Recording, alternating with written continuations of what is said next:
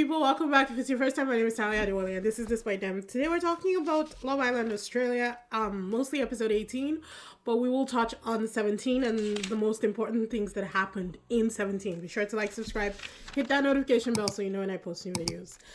So yeah, like I said, we'll touch on like some of the big things that happened in 17, but for the most part, I think the game in 17 was like the major thing, and of course G. Oh, Georgia, I'm not really sure what's going on with this girl, but we'll talk about it. So my first question is, which juju man is Reed going to? Because it's crazy how all the bombshells that come in are always so drawn to Reed. Because Chloe came in 17, and the way she is like so gung-ho for Reed, she did say that Seb was her number 2, but Reed is her number 1. Because it's crazy. I don't understand what Kool-Aid, like what is he putting out that these girls are picking up on? And to look at Reed, it's not like he's ugly or anything. But what is the appeal? Like, I'm just trying to understand people because I just don't get it.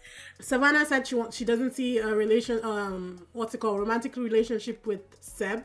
I could have told you that from the first episode. She did not find Seb like sexually attractive. That was not the vibe I was getting from Savannah. She was more into Aiden than she was Seb, which was why I was like, okay, it sucks that Aiden went home. But again, Aiden could have picked her when he first came in, so that was on his part.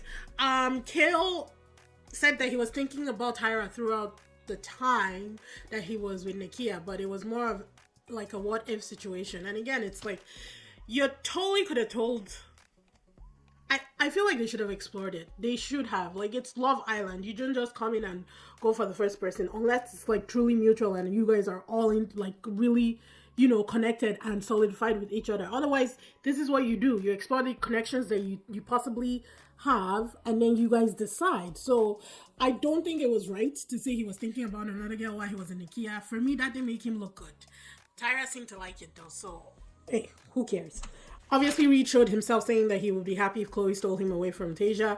In the beginning, I was like, okay, Tasia, did anybody tell Tasia that this is how Reed was? And yes, they did. They all warned her. Just like they're all warning Chloe now. However, with Chloe, first of all, the girl looks like she can pop your head with her thighs, which are just impressive. But second of all, there's something chaotic about Chloe. And not like in a crazy way. In a almost on the border of crazy eyes way. I don't know how to explain it. I almost feel like she will be able to handle Reed. That's what I'm thinking now. Until another bombshell comes into the house, we're not going to be sure if he's going to jump ship again or not. But we'll just have to wait and see. What was the other thing? I think the other important thing that happened was that Georgia decided that she was all into Trent, and so she lets Nate know that she wants to explore things with Trent. And then this morning in episode 18, she wakes up and says it was wrong. She felt like she was cheating on Nate. And it's like, when you recoupled, I guess maybe she didn't want Nate to go home because Nate could have easily have been sent home instead of Aiden. But still, when they recoupled, she should have chosen Trent so that she could have explored that relationship and then come back to Nate. And we're switching to episode 18 now because obviously this morning Nate is confused, feeling down and everything because he has to start all over again. I think he did it with Lucinda, he did it with Tia, now he's doing it with Georgia. Like, it's just, he did it with Abby, I guess, for like a second. It's just a lot on this poor guy. And I know I said Nate is boring.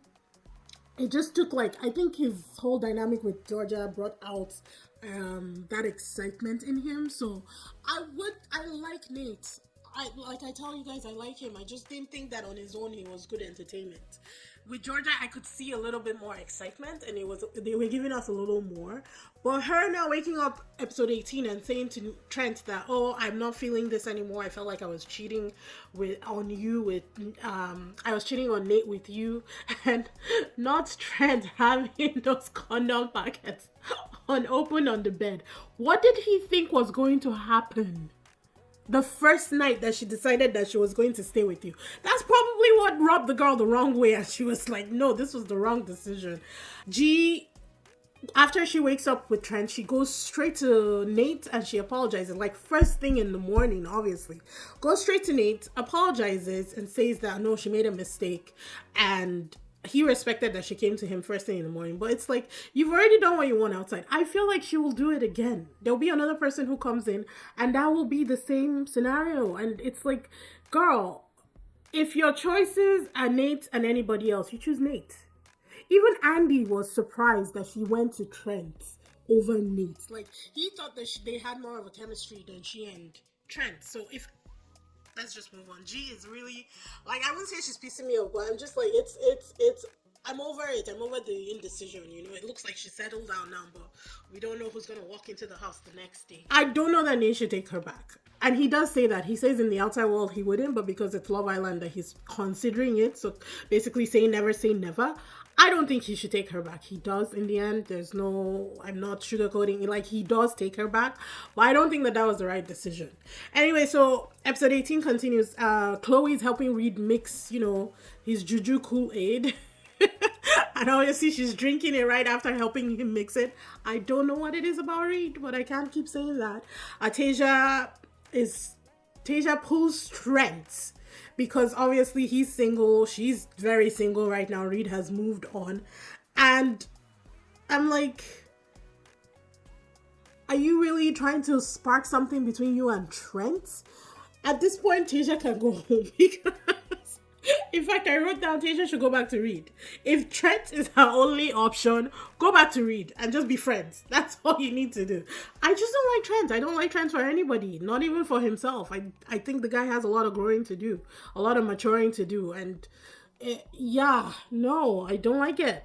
Tasia also tries to get Reed to basically apologize for what he's done because he didn't even pull her once. He's been spending all his time with Chloe, and Reed is just like, okay, he doesn't care. I don't understand why she's still talking to him. He doesn't care. Plus, every single person in the house told you about this. So now that it has come to pass, just move on. It's 2 days. You'll be all right, girl. Just move on. Seb and Chloe have a chat, and it looks like I didn't see it. Honestly, it looked more like she was chatting at him than he was chatting with her. I mean, if she's his only option to stay in the house, I'm pretty sure he will give it a try.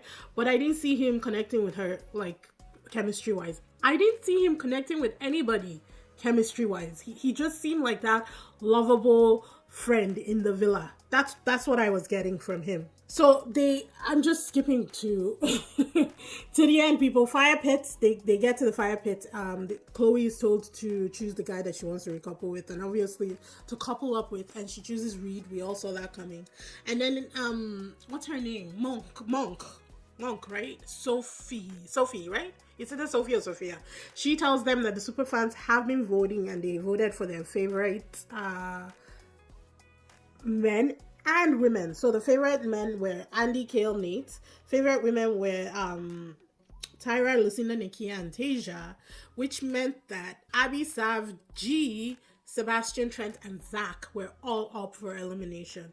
I don't understand how Zach was up for elimination, but Lucinda was safe. So the superfans were voting for the people that they thought were actually in here to find love and find a connection.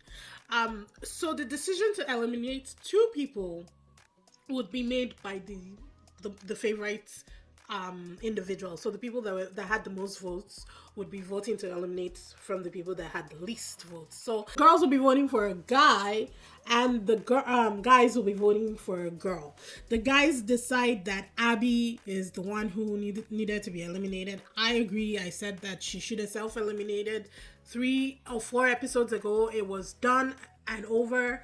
Her attitude, the way, like, she didn't seem like she was ready for love. I think she was crushing on Seb, but I don't think he saw her that way at all. So the girls get together, and obviously Lucinda is there, so I didn't think Trent would be going home. I hoped, but I knew that it wouldn't happen, and they vote out Sebastian, which for me, I thought I didn't like it. I thought that he had more of a chance of finding love, maybe with a new bombshell in the house than Trent does, because Trent is a waste of space in this villa right now. So that was how the episode ended. They showed us clips from the next episode, and it looks like Savannah is making her play for Andy, and Nakia is not having it. Nakia says some very like hurtful things in her one-on-one sessions, and it makes me, the girl is scary, I'm not gonna lie. The last time she talked down on Kill because he cut his hair, said that why did he cut his hair, or like she was just making fun of him because he cut his hair. And then this time she said something about drowning Savannah.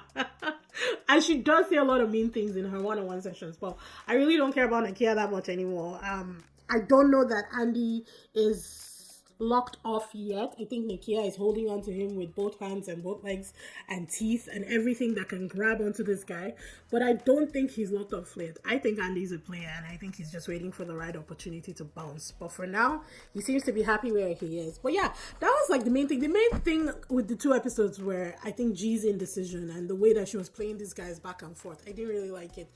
But again, if Nate decided to take her back, then what can we do about it? He has chosen, right? He said you make your bed, you lay in it. Basically said those words. So it is what it is. I'm looking forward to tonight's episode because I think it's going to be spicy.